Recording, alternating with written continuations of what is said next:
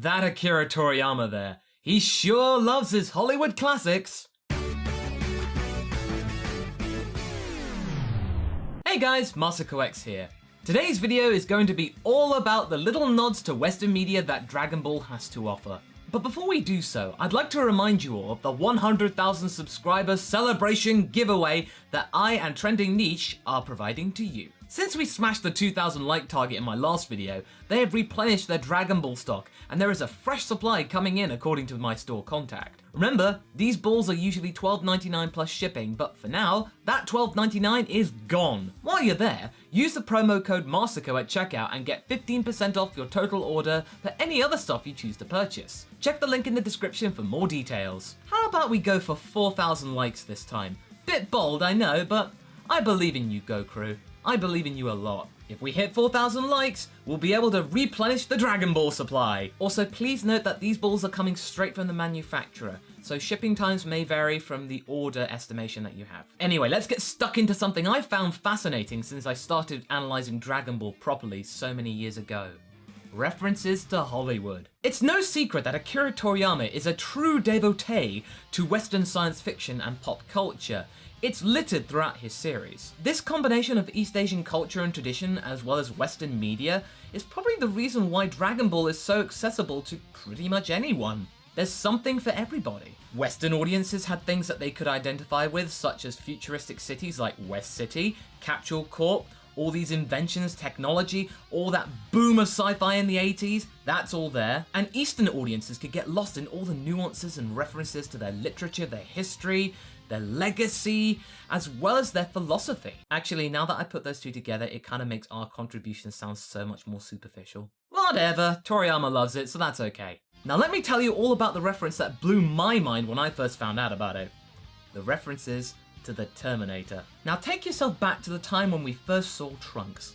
He is a time traveler who has come from the future to try and save the present from destruction from an evil force of killer robots. Now already this sounds kind of familiar to the Arnold Schwarzenegger classic, but it's too early to say that. There's a lot of evil robots, there's a lot of destruction in dystopia. It could be anything. It's not quite time yet to use your Arnie impression. Or should you use it? Now let's jump back even further to the Red Ribbon saga of Dragon Ball, and let me introduce you to one of Goku's more tougher opponents. Enter Sergeant Metallic. Do I really need to go further with this? Really? I mean, it's kinda pretty obvious. Yes, that's the T-800. From the stoic expression, the glasses, the relentless pursuit of Goku, even when he doesn't have a head or some of his limbs, and even the red glowing eyes reminiscent of the poster. It's just all there. Now here's a little tidbit concerning Sergeant Metallic, or Major Metallitron, depends on what you watch. In the manga, his name is Full Metal Jacket. Now that's not the nod to the 1987 Stanley Kubrick film, it's the nod to the bullet. The bullet in question is a soft metallic core which is covered in a hard metal shell, much like a robot. Nice move, Toriyama. Okay, back to the future with the history of Trunks and further nods to the James Cameron classic. Future Gohan and Trunks are fighting for the future as well as humanity in a move which is very similar to John Connor's Resistance. Now that I think about it, Team Trunks looks a lot like a young John Connor in T2 Judgment Day. Do you see that? The reference is capped off with this nugget. May the 12th. Does that date sound familiar to you? That is the date when the artificial humans first appeared in Dragon Ball. What date was the T-800 sent to in order to kill Sarah Connor? May the 12th, 1984. Boom. Yeah, not gonna lie, that kind of floored me when I found that out.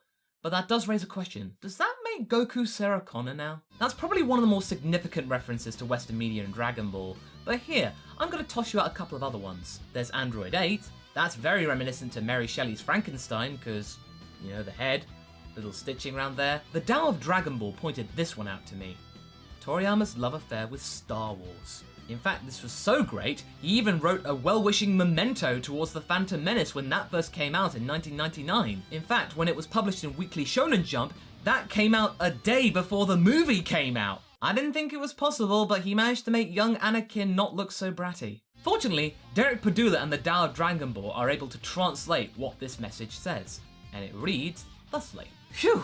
It feels like forever, but finally, Star Wars is back!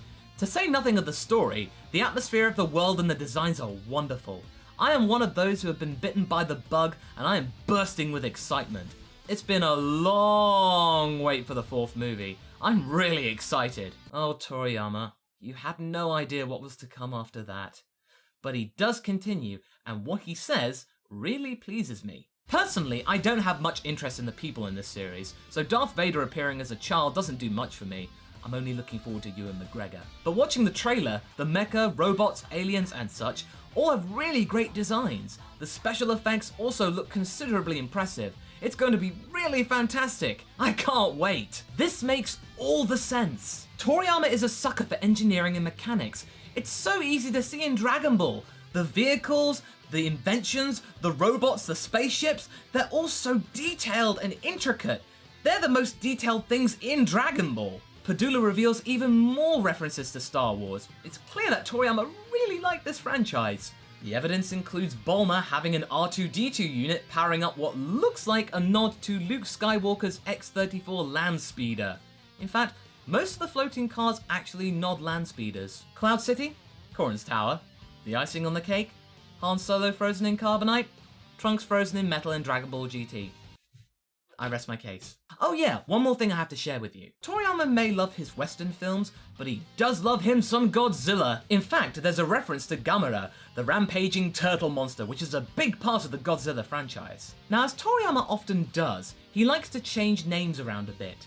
He takes the Gamera name and then adds Ko at the beginning, so what you get is Ko Gamera, or Baby Gamera. And it does look like a little baby rampaging turtle monster. Oh, it's so cute. So what's his purpose in Dragon Ball?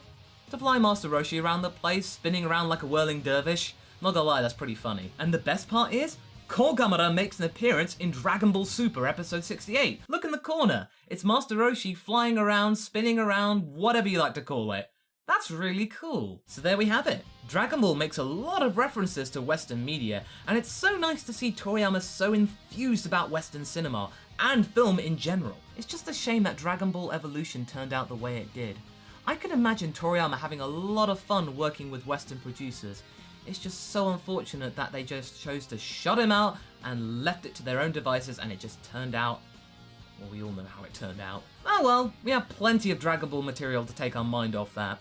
We need it. So what do you guys think? Did you enjoy my little analysis? Were there any references to movies and culture that I may have missed? Leave a comment below and let's get this discussion going. Anyway, I hope you enjoyed this video. Until the next one, be sure to like and subscribe. And until then, catch you later.